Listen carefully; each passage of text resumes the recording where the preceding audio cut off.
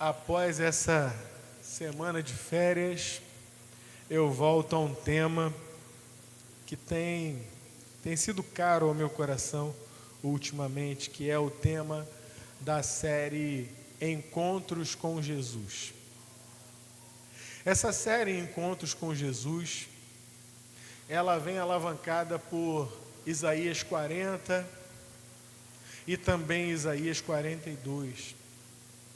Em Isaías 40, quando o Senhor fala do ministério de João Batista, da voz do que clama do deserto, ele diz que é para preparar o caminho do Senhor e que o reino do Messias, o reino do Senhor, ele seria um reino diferenciado.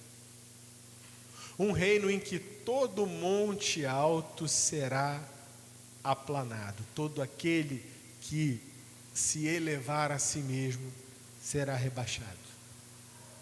Mas todo aquele que for humilhado, que se humilhar perante o Senhor, este será exaltado. E todo o ministério de Jesus é baseado nisso. Também isso está em Isaías 40, para ser mais preciso, Isaías 40, do 3 ao 5.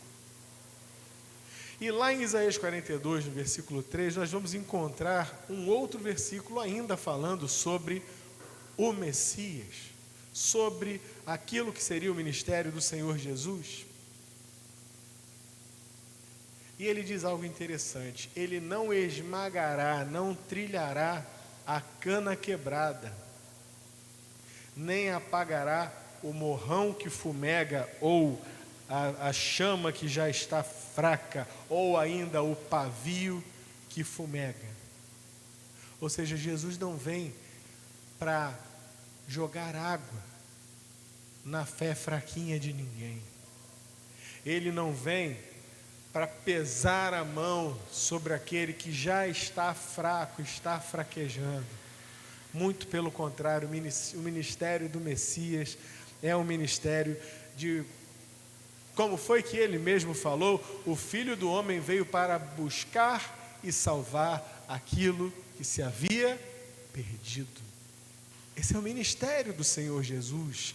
É disso que a igreja precisa falar. E pastor Marcos, essa manhã na EBD, meio que colocou o assunto dessa forma, quando ele dizia que nós temos que falar, como foi a palavra que o irmão disse? Com gentileza.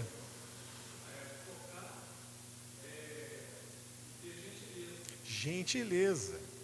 Não aquela gentileza, cortesia, foi a palavra que ele usou, isso mesmo, cortesia.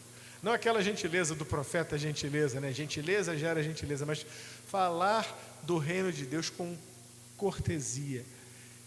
E havia pessoa mais cortês do que Jesus. Ele mesmo vai dizer, lá em Mateus capítulo 11, versículo 28, 29, aprendei de mim que sou manso e humilde de coração. Esse é o Cordeiro de Deus, que tira o pecado do mundo.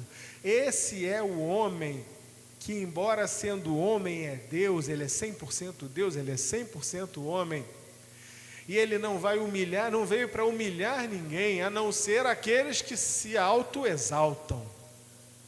Pois um dia todo joelho se dobrará e reconhecerá que ele é o Senhor.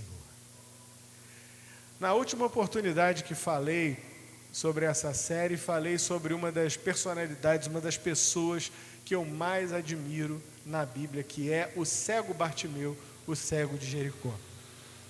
E naquela ocasião eu disse, o meu outro preferido da Bíblia também é outro sofredor. E é sobre ele que nós vamos falar hoje. Hoje nós vamos falar sobre uma cana quebrada. Hoje nós vamos falar sobre um pavio que fumegava, mas que não foi, essa cana quebrada não foi esmagada. Esse pavio que fumegava não foi apagado. O nome dele não sabemos, porque ele ficou conhecido como o endemoniado gadareno. O texto está em Marcos capítulo 5, a partir do verso 1. Como de costume, vou ler na NVT. Marcos, capítulo 5, a partir do verso 1. Esse aqui foi um dia muito movimentado na vida de Jesus. Esse foi um dia que começou no capítulo 4. No capítulo 4, logo cedo, o Senhor foi para a beira do mar da Galileia, entrou num barco e começou a ensinar as multidões usando de parábolas. E, cansado daquilo, ao final pediu aos discípulos: vamos atravessar para o outro lado do mar de Tiberíades ou do lago da Galileia. E assim foi. E os discípulos atravessaram e Jesus foi para o fundo do barco relaxar, dormiu. Veio aquela grande tempestade. Aquela grande tempestade. E acordaram o Senhor e Ele acalmou o vento e Ele acalmou o mar. E os discípulos loucos: quem é este que até o vento e o mar lhe obedecem? E isso já seria suficientemente prova de com quem eles estavam lidando. E quando você pensa que os discípulos vão dar uma respirada e vão dizer: bom, agora finalmente vamos voltar à normalidade da vida, ufa, encostam do outro lado, na terra dos Gadarenos. Só para que os irmãos entendam o que é a terra dos Gadarenos, a gente vai falar em Decápolis também. Israel foi dominado por diversos povos, por diversos impérios antes. Antes do Império Romano veio o Império Grego. E aquela região, uma parte da Galileia, foi dominada pelos gregos, que ali fundaram diversas cidades em um dos lados do lago do mar da Galileia. Aquela região, naquele momento histórico em que Jesus estava ali, se chamava Decápolis, uma palavra grega que significa 10 cidades. Havia 10 cidades, então, em que a língua corrente era o grego, em que a população era majoritariamente de origem gentia, eles não eram judeus. Havia judeus, mas a maioria ali não era judaica, eles eram gentios. Por isso você vai ver nesse lugar criação de porco. O porco é um animal imundo, jamais se criaria, o judeu não podia criar porco, né? O porco era um animal imundo. E então eles atravessam para a região de Gadara, uma das 10 cidades de Decápolis. E assim que eles chegam lá, verso 1. Assim, chegaram ao outro lado do mar, a região dos Gerazenos. Gerazenos ou Gadarenos, é a mesma coisa. Quando Jesus desembarcou, imediatamente um homem possuído por um espírito impuro, a versão Almeida eu gosto mais, um espírito imundo ou um demônio, saiu do cemitério e veio ao seu encontro. Pastor Marcos, eu vou te falar um negócio. Tem crente por aí, aqui não, mas tem crente por aí que numa hora dessa vê um endemoniado, ainda mais saindo do cemitério, Ave Maria, sai correndo. Era só o que faltava, estava correndo até hoje. Mas o endemoniado veio correndo ao seu encontro. Esse homem morava entre as cavernas usadas como túmulos, e ninguém conseguia detê-lo, nem mesmo com correntes. Sempre que era acorrentado e algemado, quebrava as algemas dos pulsos e despedaçava as correntes dos pés. Ninguém era forte o suficiente para dominá-lo. Dia e noite, vagava entre os túmulos e pelos montes, gritando e cortando-se com pedras. Difícil ser vizinho desse aqui, você que reclama do vizinho de cima que arrasta a cadeira, hein? Já pensou um vizinho que passava a noite se cortando com pedra e gritando, cheio de demônio? Quando o homem viu Jesus, ainda a certa distância, correu ao seu encontro e se curvou diante dele. Então soltou um forte grito: por que vem me importunar, Jesus, Filho do Deus Altíssimo? Já chegou se apresentando: eu sei quem você é, o Filho do Deus Altíssimo. Por que vem me importunar? Em nome de Deus, suplico que não me torture, pois Jesus já havia falado ao espírito: saia deste homem, espírito impuro. Jesus lhe perguntou: qual é o seu nome?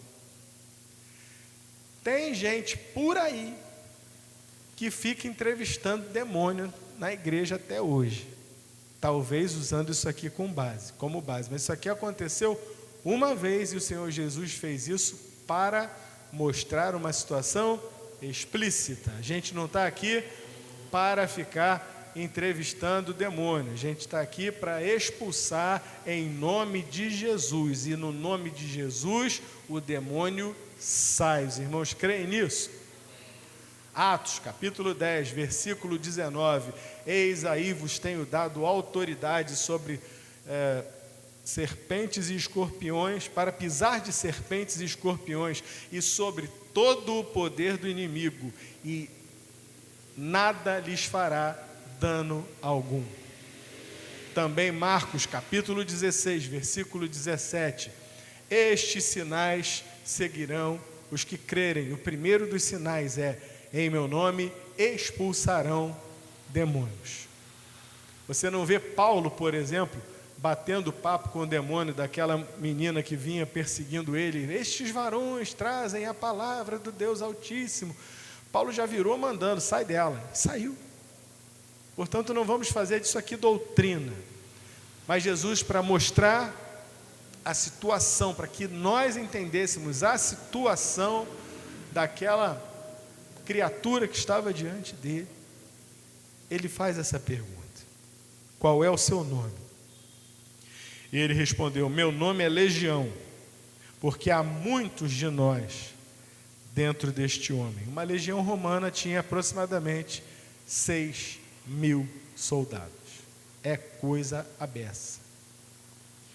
E os espíritos imundos suplicaram repetidamente que ele não os enviasse a algum lugar distante. Havia uma manada de porcos passando num monte ali perto. Mande-nos para aqueles porcos, imploraram os espíritos, deixe que entremos neles.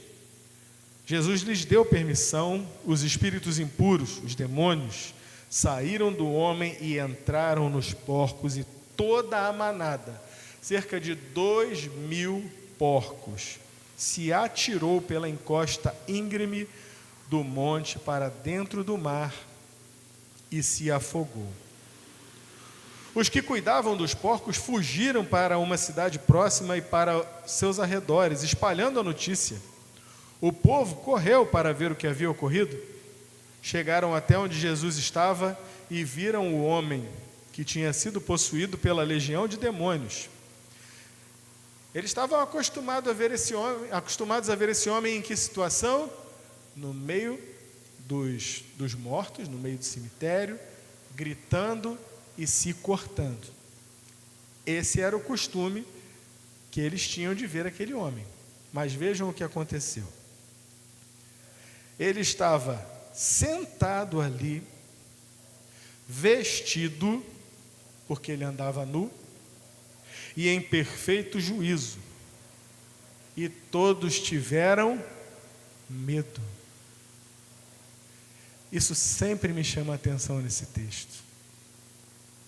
O mal que Satanás fez a esse homem, o mal que aquela região sofria por uma influência demoníaca sobre a vida de um homem, estava normalizado. Aquilo ali para eles era normal. É só o endemoniado, é só o maluco da esquina, é só o cracudo habitual aqui, a gente já está acostumado, é isso aí mesmo, é desse jeito que as coisas são. Já não causava espanto, já não causava temor. Mas quando o homem, aquele homem, se vê vestido, sentado, em perfeito juízo, conversando, então o medo veio. Aí eles temeram. Veja como as sutilezas de Satanás vão entrando, vão tomando conta e vão cercando a sociedade e as pessoas vão normalizando, achando que é isso aí mesmo, que a vida é isso aí mesmo, nada vai mudar, deixa o maluco lá, está tudo certo, ele é dos nossos. Mas eles temeram quando viram o homem em perfeito juízo. Então, os que presenciaram os acontecimentos contaram aos outros o que havia ocorrido com o homem possuído por demônios e com os porcos. A multidão começou a suplicar que Jesus fosse embora da região. Vocês não estão ouvindo errado. Eles não pediram outra coisa, pediram a Jesus, que libertou o homem, para que ele deixasse os seus termos, como diz na sua Bíblia Almeida, para que ele fosse embora da região.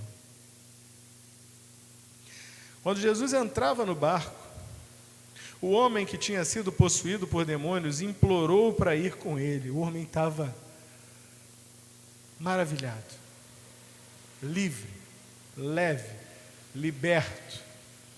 E ele não queria perder o contato com aquele que o libertou. Me deixa ir com o Senhor. Jesus, porém, não permitiu. E disse: volte para sua casa, para sua família, e conte-lhes tudo que o Senhor fez por você, e como ele foi misericordioso.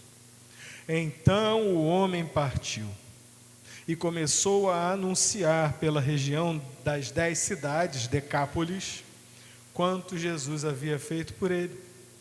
E todos se admiravam do que ele dizia. Nosso Deus, nosso Pai, a tua palavra é suficiente. Ela já disse tudo. Que eu possa não atrapalhar o Espírito Santo do Senhor nessa noite. Que a tua palavra flua por intermédio desse teu servo que precisa tanto do Senhor. Corações, ouvidos e mentes estejam preparados para receber aquilo que o Senhor tem para nós nessa noite. Em nome do Senhor Jesus, por quem oramos. Amém. Vejam, meus irmãos, essa é uma história que, assim como a história do cego Bartimeu, que está no capítulo 10, essa história aqui do capítulo 5 também é uma que sempre me emociona. Porque é uma história de alguém que não tinha perspectiva. Era a história de alguém que estava abandonado.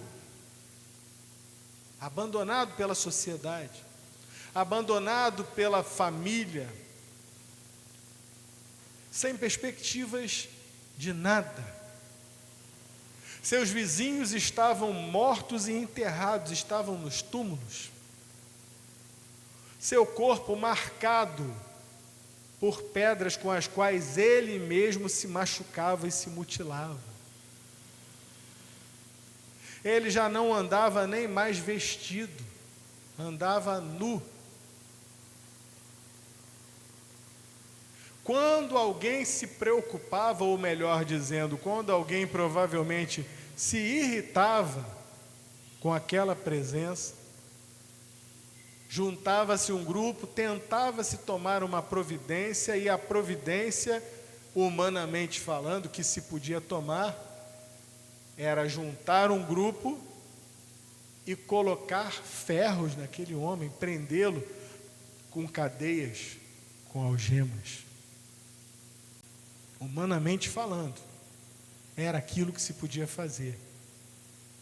Mas aquilo não era a solução, porque esse homem, cheio de demônios na sua alma, no seu corpo, infelizmente, ele rompia todas as cadeias.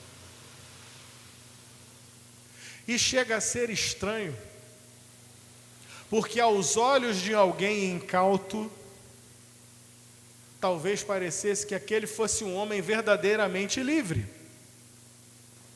Certas ideologias e certas filosofias destes nossos tempos diriam que aquele era um homem verdadeiramente livre, porque ele não aceitava as convenções e as amarras da sociedade. Mas só ele sabia a luta que era a vida dele. Só ele sabia a dor que ele carregava. Só ele sabia a inquietação.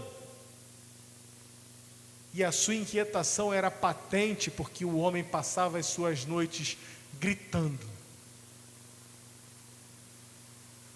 sofrendo, assustando. Ele era alguém verdadeiramente desesperado, porque humanamente falando, não tinha esperança alguma para ele. Não ia ser o manicômio que ia resolver os problemas dele. Não haveria de ser uma surra ou mesmo cadeia que ia solucionar a vida daquele homem. O problema dele, e foi interessante o pastor Dimas trazer a palavra que trouxe no culto dessa manhã, que muitas vezes os problemas passam por problemas meramente mentais, mas são de ordem espiritual. E aqui nesse caso, o Senhor Jesus, ao chegar naquela praia, ao dar naquela praia, ele encontra com aquele homem. E a versão, eu gosto da versão Almeida, porque a versão Almeida traz algo que aqui na NVT não trouxe. A Almeida diz que o homem, chegando-se a Jesus, ajoelhou-se. O que diz na sua versão Almeida aí? Adorou? Adorou. Aqui nós vemos uma diferença. Aqui nós vemos uma separação, uma dicotomia. Aqui estava o homem, de alguma forma que eu não sei explicar, mas me parece muito lógico, que ao sentir que aqueles demônios de alguma forma dentro dele se retraíam por causa da presença de Jesus, ele chega diante de Jesus, se ajoelha e adora.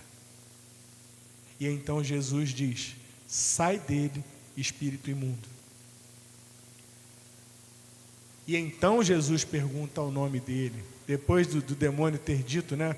Vieste nos importunar antes do tempo. Satanás sabe que ele tem o tempo dele. Ele sabe, ele não está para brincadeira.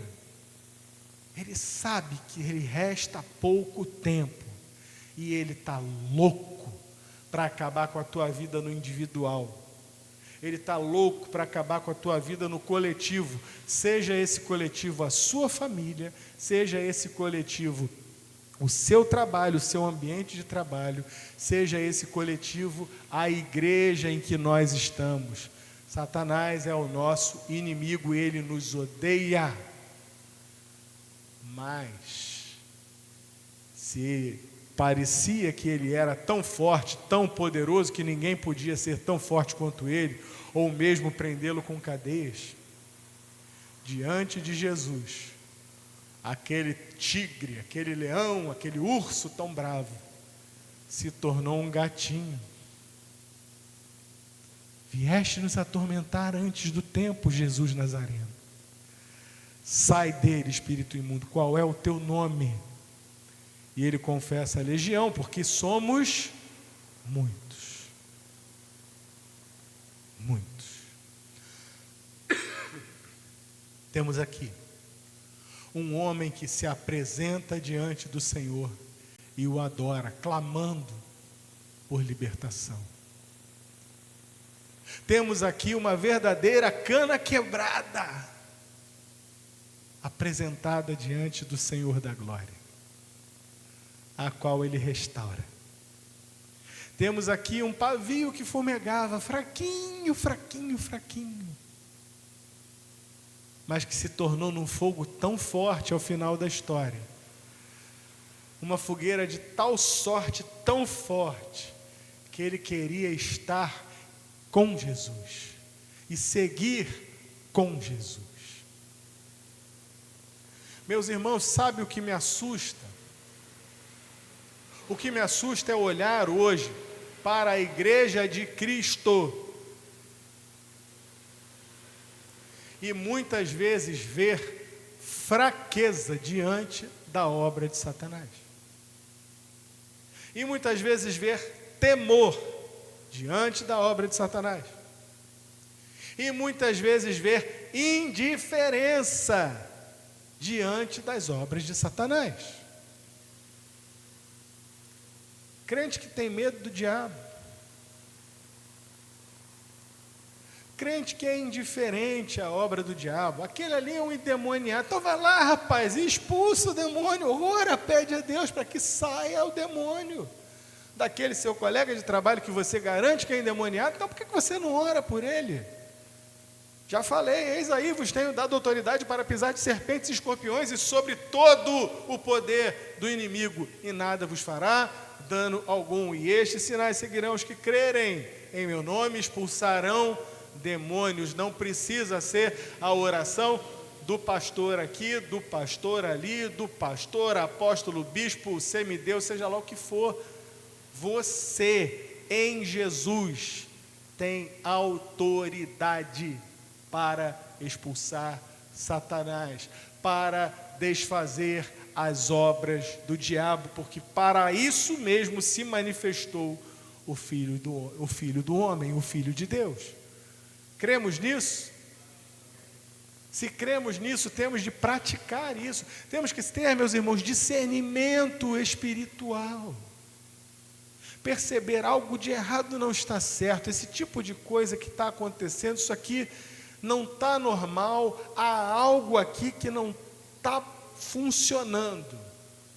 Vamos colocar diante do Senhor e talvez o Senhor te mostre.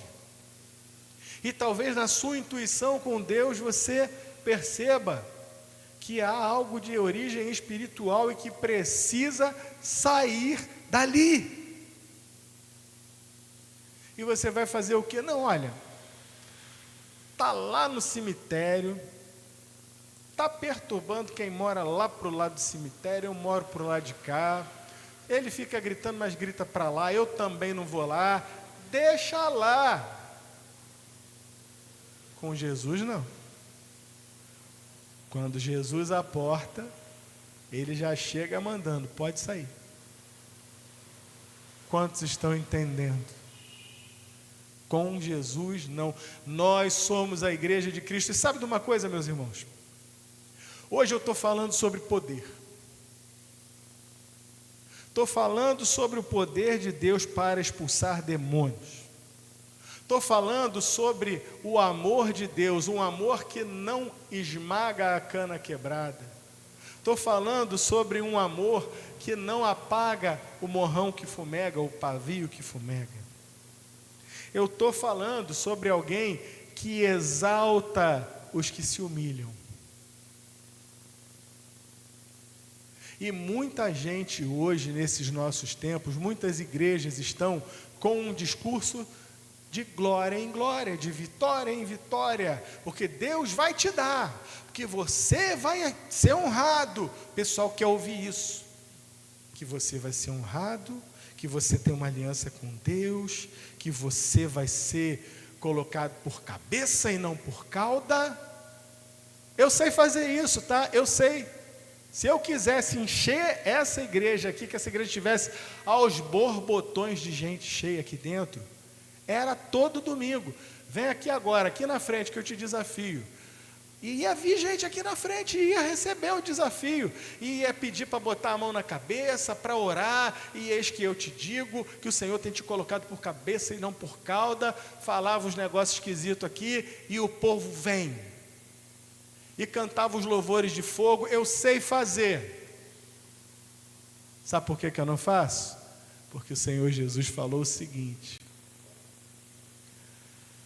que adianta o homem ganhar o mundo inteiro e perder a sua alma? Eu prego a Bíblia. Esta é uma igreja que prega a Bíblia. Mas a Bíblia, ela fala sobre poder. Ela nos dá autoridade sobre Satanás. A Bíblia nos ensina, como nos mostra aqui, que Satanás, quando a presença do Senhor chega, Satanás tem que se retrair. Como se retraiu? Ele tem que se retrair.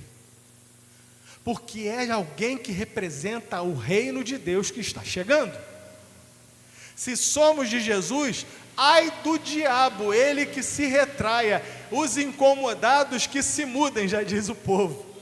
E não foi assim? O Senhor Jesus falou: ó, pode sair.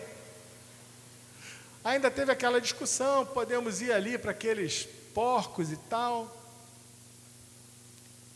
E agora eu vou te falar uma curiosidade sobre esse texto. Como eu disse para os irmãos, Decápolis ainda pegava um pedaço da Galileia, mas não era uma Galileia de judeus, era mista e tinha muitos gentios, e os gentios ali criavam até porcos, que eram animais imundos, não é verdade? Só que a proximidade era tão grande, e o lago, ele tinha em alguns lugares uns locais que dava para você ver do outro lado a terra dos gadarenos, dos gerazenos. Então, o judeu criado no judaísmo, que morava do lado de cá, ele conseguia ver e muitas vezes ouvia as histórias do que rolava do lado de lá. E todo mundo aqui, principalmente os jovens, já olhou para a vida de alguém e já fez aquela comparação: poxa, eu podia estar bem que nem aqueles lá. Ó, a minha vida aqui de agricultor do lado de cá do lago, uma vidinha normal, aquela mesma coisa todo dia, lavrar a terra, né? Criar as ovelhinhas, ou pescar. Isso aqui é um marasmo. Decápolis não, Decápolis, poxa, o pessoal de lá não, são cidades cosmopolitas, que tem comércio vibrante, que todo mundo, você vai lá, tem seda, tem as feiras, eu ouço cada coisa de Decápolis. Muitas vezes o pessoal do lado de cá olhava para o lado de lá, louco para poder ter a vida que eles tinham lá. E Russell Norman Champlin, um dos comentaristas mais conhecidos bíblicos, ele faz um apontamento, dizendo que é provavelmente a isso que o Senhor Jesus está se referindo, quando ele conta uma parábola das mais conhecidas, a parábola do filho pródigo. Veja se não faz sentido. O filho pródigo está do lado de cá, ele trabalha na fazenda do pai, ele está cansado daquela mesma vidinha de todo dia, e ele pede ao pai: pai, me dá a minha parte da fazenda, que eu vou viver a minha vida. E o pai dá, e ele vai. Agora imagina comigo ele indo lá para Decápolis, né? E foi e se desfez de todos os seus bens. Como foi que terminou a história, quer dizer, como foi que aconteceu o clique na cabeça do filho pródigo? Quando foi que a ficha caiu? O que o filho pródigo estava fazendo? Cuidando de porcos. mais do que cuidando de porcos, ele estava desejando se alimentar das plantas, das alfarrobas, com as quais se alimentavam os porcos. Jesus, nessa parábola, nos mostra, de certa forma, que a inveja, que a vontade de ter o que o outro tem, a vontade de olhar para a vida do outro e achar que é mais interessante do que a nossa, pode nos levar numa descendente mortal. E se do lado de cá havia judeus que talvez tivessem a vontade de ter aquela agitação lá de Decápolis, mal sabiam eles que um dos habitantes mais conhecidos de uma dessas cidades tinha uma legião de demônios dentro dele. E acontece exatamente o contrário. O decapolitano, o gadareno, no fim, desejava vir para a terra dos judeus com o Jesus que os judeus rejeitavam. Percebam como a Bíblia nos ensina coisas. O fato é que o Senhor Jesus encontrou com aquele homem e mudou a vida dele de tal forma que até quem viu ali, quem conheceu, se assustou. Mas ainda agora eu dizia que me assusto com certas coisas que vejo nas igrejas por aí, com certas faltas que eu vejo sendo cometidas em igrejas por aí. Mas eu me assusto com a minha geração. Só que isso não é novo. Você quer ver uma coisa? Tamara, bota na tela, por favor, Apocalipse, capítulo 3, se não me engano, versículo 17. Essa é a carta que o Senhor Jesus escreveu, mandou João escrever, à igreja de Laodiceia. Olha o que Jesus diz à igreja de Laodiceia. Só tinha crente lá. Você diz: sou rico e próspero, não preciso de coisa alguma, e não percebe que é infeliz, miserável, cego e está nu. Está aí a descrição do gadareno. Quando Jesus encontrou o gadareno, ele encontrou um homem pobre, miserável, cego, espiritualmente falando, e literalmente nu. E aqui nós olhamos para uma igreja.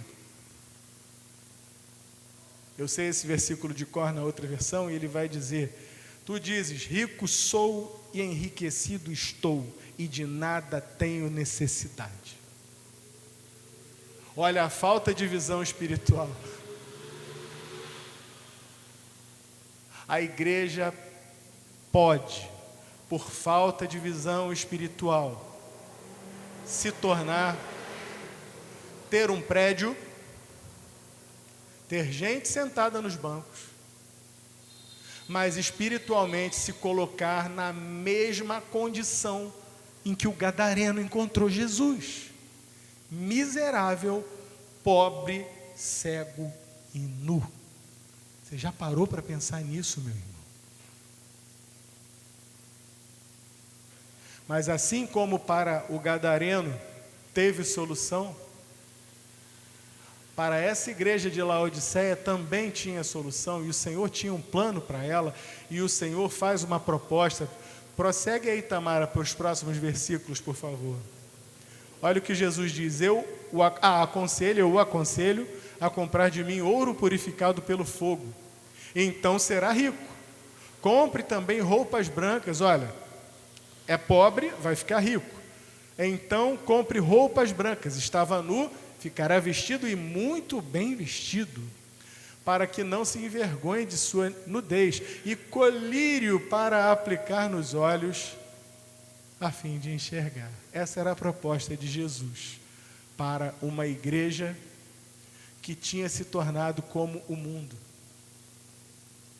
E quantas vezes você já ouviu na sua vida a seguinte palavra: sujeito que sai da igreja parece que se torna ainda pior que o incrédulo. Parece não, é exatamente isso.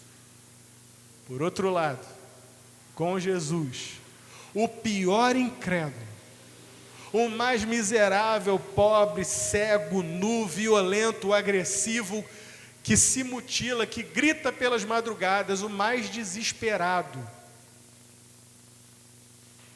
é trazido de volta ao prumo. Ganha uma vida, ganha um ministério. Você já parou para pensar que o gadareno entrou na história miserável, pobre, cego, nu, endemoniado, e saiu dessa história como um missionário? Jesus dá uma missão, ele agora é um missionário. Não, você não vai comigo para lá. Ao contrário, fica. Vai para a tua família, fala para o povo do lado de cá. Gadara fica do lado da Síria. Fala aqui para o pessoal da Síria. Fala aqui para as 10 cidades. Tudo quanto Deus fez na tua vida. Ah, meus irmãos, esse é Jesus. Esse é o Jesus da Bíblia, esse é o Filho de Deus. O que nos falta? O que tem nos faltado para nos emocionarmos e para desejarmos isso para a nossa vida pessoal e para a nossa vida eclesiástica? Perdemos o interesse. Será que estamos ficando cegos e nus? Será que estamos perdendo a visão espiritual? Será que estamos deixando de ouvir a voz do Senhor? Sabe como é que termina a conversa de Jesus com essa igreja aí? Eis que estou à porta e bato. Meu Deus! Eis que estou à porta e bato. Ele está falando com o anjo da igreja de Laodiceia. Não está falando com um descrente, não está falando com um endemoniado. Ele está falando com a igreja. Estou à porta e bato. Se alguém ouvir a minha voz e abrir a porta, então eu entrarei e cearei com ele. Que nessa noite nós possamos olhar para nós no CPF e também no CNPJ. Pastor Dimas trouxe uma mensagem nessa manhã maravilhosa sobre batalha espiritual.